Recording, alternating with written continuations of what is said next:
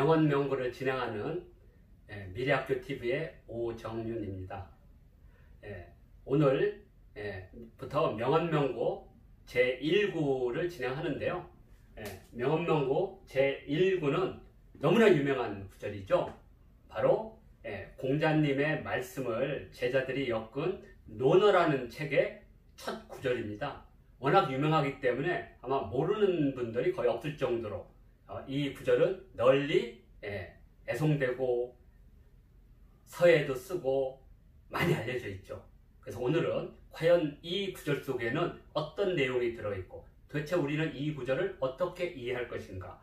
자, 이런 의미에서 공자님의 제자들은 공자님이 돌아가신 후에 그분의 말씀을 모아서 305구가 되는 구절을 모아서 무지 공자님이 논리적이셨거든요. 그래서 그 책을 엮어서 논어라고 했고, 그 많은 이야기 중에서 왜 이 구절을 제1구로 넣었을까, 이걸 생각해 보게 됩니다. 자, 그래서 그때 당시 공자님이 세상에 나오셨을 때는 무지 중요한 시대적 전환기였습니다. 자, 고대 지식은 대부분 제사장이나 왕실 귀족들이 독점을 했죠. 그래서 그것은 특정 집단의 혈연과 신분으로 전승이 됐는데, 공자님 시대에 들어와서 지식을 배운 일반 백성도 자신의 지식과 기술을 가지면 전문가가 될 수 있다. 그것을 선비라고 불렀죠. 이른바 사라고 하는 글자입니다.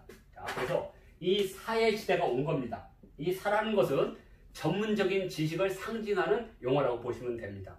자, 그래서 공자님은 이 시대에 이 사의 가장 큰 덕목을 무엇으로 받느냐이죠. 그것이 바로 학이었습니다.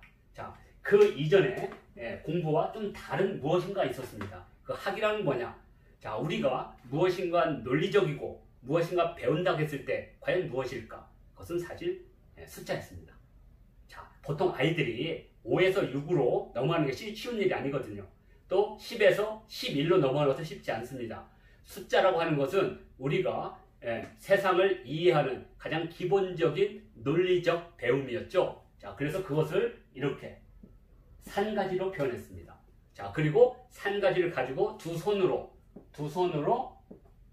배우는 모습인데, 어디에? 탁자 위에 있는 산가지를 아들이 배우는 모습입니다. 그래서 이것을 뭐라고 하면 자발적 배움, 자발적 배우는 학, 이렇게 봅니다. 자, 그러면 이 자발적으로 배우는 학과 대립적인 관계, 상대적인 관계는 뭐냐? 바로 똑같은 숫자인데 바로 아이가 배우죠. 그런데 이 아이가 숫자를 배울 때 짜증나고 재미없잖아요. 모르니까. 그때 바로 회초리를 든 아버지가 가르친다는 거죠. 그래서 여기는 자발적으로 배우는 학이라면, 여기는 타율적으로 배우는 교가 됩니다. 자, 공자님은 이 교보다 바로 학. 왜냐면 그때 당시 내려오는 그 여러 가지 그 고전 중에 교학상장이란 말이 있어요. 가르치는 것과 배우는 것이 함께 성장해야 된다. 물론 어렸을 때는 교가 좀 앞서죠. 그러나 여기서는 전문적인 기술이기 때문에 이 전문적인 기술은 사실 가르쳐서 참 쉽지 않은 겁니다. 전문가가 된다는 것은 스스로 자발적으로 배워야 됩니다. 그래서 아마 공자님이 그렇게 많은 말씀을 하셨는데, 제자들이 아마 이 구절을 가장 중요하고 자신들의 어떤 그 공자님의 뜻을 따르는 제자들의 집단, 그러니까 육아라고 부르는 집단 내에서는 우리가 배워서 이 전문적인 지식으로 세상에 나아가야 된다는 어떤 그런 지침이나 방향으로 잡았을 거예요. 그래서 이 구절을 놓았던 거죠. 그래서 배운다는 거죠. 자, 자발적으로 무엇을 배워요. 그런데 이 배움을 거기서 끝이면 안 돼요. 그래서 그리고라고 하는 접속사가 있습니다. 배운다 이거죠. 배우면 어떻게 되냐? 그 다음부터는 시간과 공간, 때와 장소에 그걸 한번 실습을 하고 실험을 하고 적용을 해봐야 됩니다. 자, 그래서 낚시를 배우게 되면 이게 강에서 하는 건지 저수지에 하는 건지 둔벙이 하는 건지, 그리고 봄에 하는 건지 여름에 하는 건지, 이런 식으로 때와 장소에 가서 해봤어요. 그랬더니 이게 딱 들어맞는 거예요. 적용했더니 되는 거예요.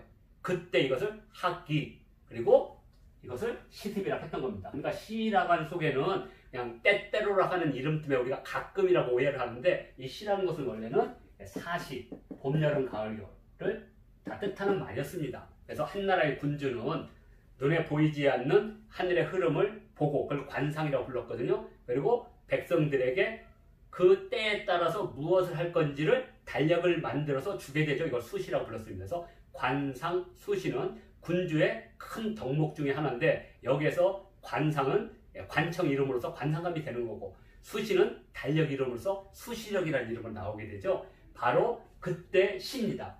그래서 이 시간과 공간, 때와 장소에 맞춰서 그것을 연습하고 실습하고 적용하는 것을 시습이라고 했고요. 조선 초기 생육신의 하나였던 김시습의 이름이 바로 여기서 나온 거죠. 그래서 배우고 그것을 때와 장소에 맞춰서 적용하고 실험을 했더니 다 만든 거예요. 얼마나 기쁘겠습니다. 그 기쁨의 표현, 우리가 한 사람으로서 기쁨을 표현하는 방법은 이렇게 목소리에서 막 소리치는 거 있죠. 막 환호를 하고 그 다음에 손을 뻗고 행동하는 것. 그래서 여기는 바로 소리를 친다는 거야. 기쁠려. 그러니까 너무나 기뻐서 소리를 지르지 않겠는가 이런 뜻입니다. 그러니까 배우고 그것을 때와 장소에 맞춰서 연습하고 실험하고 적용했더니 너무나 잘 들어맞으니 이것이 얼마나 소리를 지르고 환호를 할 만큼의 기쁨이 아니겠느냐 하는 표현입니다. 자, 그 다음에 이러한 이제 자신들의 방식의 배움을 여러 곳에 돌아다녔죠. 공자님께서는 이 뜻을 펼치기 위해서 천하를 주유했지만 결국에는 성공하지 못하고 고향으로 돌아옵니다. 자, 그런데 이 소식을 듣고 각지에서는 뭐라고 부르냐면 원방이라고 부릅니다. 그때 당시는 나라가 크지 않기 때문에 뭐 고을 마을 단위를 방이라고 불렀어요. 그래서 동쪽에서는 동방, 서쪽에서는 서방, 남쪽에서는 남방, 북쪽에서는 북방 이러한 여러 방국에서 이 공자님의 말씀과 뜻을 추모해서 또는 그것을 받아들여서 배우러 가자 하죠. 그래서 그런 사람들을 유붕이라고 불렀습니다. 붕이라는 것은 뜻을 같이 하는 벗이라는 뜻입니다. 우리가 어렸을 때부터 같이 만남 이렇게 어렸을 때 같이 다루면 벗이라고 해요. 손과 손을 마주했다는 뜻입니다. 그렇지만 이 붕이라는 것은 원래 화폐를 세는 단위로 이렇게 화폐를 이렇게 묶은 거죠. 이렇게. 그래서 이것이 무너지면 마치 산이 무너진 것 같아서 군주의 죽음을 둥이라고 부르는 것과 똑같은 겁니다. 그래서 둥이라는 것은 뜻을 같이 하는 동지들이 유라는 것은 많다 그런 뜻입니다. 그러니까 많은 동지들이 공자님의 뜻과 방향을 따르는 수많은 지역의 사람들이 뜻을 같이 하는 사람들이 먼 곳부터 온 거예요. 이때 어떻게 했느냐? 그냥 버선발로 마당으로 뛰어나가서 두 손을 맞잡고 아니 이 먼 걸음을 어떻게 오셨습니까? 하면서 너무나 기뻐서 막 이렇게 두 손을 막 흔들고 좌우서 안으로 들어가서 할 정도의 기쁨이 아니겠느냐 이런 뜻입니다. 그러니까 배우고 시대와 장소에 맞춰서 그것을 익히고 실습해서 적용하면 얼마나 소리를 지를 정도로 기쁘지 않겠는가. 뜻을 같이 하는 동지들이 먼 곳에서 이렇게 찾아오니 버선볼로 나가서 두 손을 맞잡고 기뻐하면서 안으로 모실 정도로 기쁘지 않겠는가. 그래서 이걸 낙이라고 합니다. 낙이라는 것은 막 소리를 지르고 막 이렇게 춤을 추고 막 이런 정도의 기쁨입니다. 자, 그런데도 주변 사람이나 지식을 좀 했다는 사람들은 아무도 안 알아줘요. 그래도 신경 안 쓴다 이거죠. 남이 하든 관계없다. 우리는 우리의 배움과 우리의 뜻을 관철하겠다. 그리고도 세상에 안 알아줘. 그래도 성내지 않겠다. 그죠? 묵묵히 참고 기다리겠다는 거죠. 그러니까 남이 안 알아줘도 괜찮다. 그리고 때를 기다리겠다. 이런 뜻입니다. 그래서 인부지와 불호는 사실 두 개가 같이 만난 겁니다. 그래서 남들이 안 알아줘도 나 뜻을 관철하겠다. 그리고 성내지 않으면서 묵묵히 그 뜻을 관철할 때까지 나는 내 뜻을 열심히 가르치고 전파하겠다. 이런 뜻입니다. 그랬을 때 스스로도 또는 주변 사람들도 그 사람은 군자야. 아니면 나중에 군자가 될 거야. 우리 공자님은, 우리 스승님은 군자야. 또는 군자일 거야. 이런 뜻입니다. 자, 그래서 이 제자들은 자신의 스승님의 수많은 말씀 가운데 정말 우리 집단들이, 유가라는 집단들이 향후 무엇을 할 것인가? 결국에는 전문적인 지식을 가지고 이것을 끊임없이 실험하고 적용해서 전파하고 뜻을 같이 하는 동지들을 모으고 그러면 언젠가는 이 뜻을 받아들이는 왕이 제자로 와서 그 제자를 가르쳐서 그 제자가 천하의 주인이 돼서 이 뜻을 펼친다면 그때 군자라는 칭호를 듣게 되는 거죠. 선비가 자신의 뜻을 관철시켜서 제자가 군주가 돼서 그 뜻을 펼치면 그 제자가 바로 스승을 군자라고 하는 거죠. 그래서 군자는 유가 사상을 따르는 선비들의 가장 이상적인 인간형이 되는 거죠. 그래서 남들이 안 알아줘도 내 뜻을 지키고 성내지 않으면서 끝까지 이것을 기다릴 수 있는 사람이면 스스로를 군자라고 할 수가 있는 겁니다. 그리고 후대 제자들이 스승님을 군자라고 보는 거죠. 자, 그래서 이 짧은 문장 속에는 유가 사상의 모든 것이 담겨 있을 것이다. 그래서 이것은 나에 대한 이야기입니다. 내가 스스로 그런 배움을 가져야 돼. 그래야지 전문가가 되는 겁니다. 허튼 것이 아니라. 그리고 이것은 우리입니다. 뜻을 같이 하는데 또 있어야 돼요. 그래야지 그것이 관철되죠. 그리고 이것을 실현할 수 있는 군주를 만들어내는 겁니다.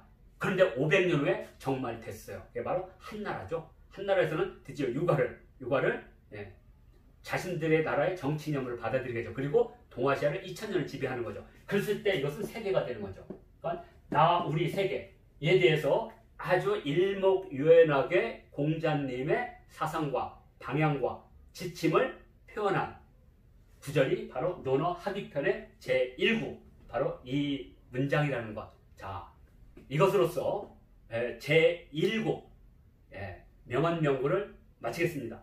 자, 제2구도 흥미진진한 이야기들이 많이 있습니다. 마음에 드셨다면 좋아요, 구독 부탁드리겠습니다.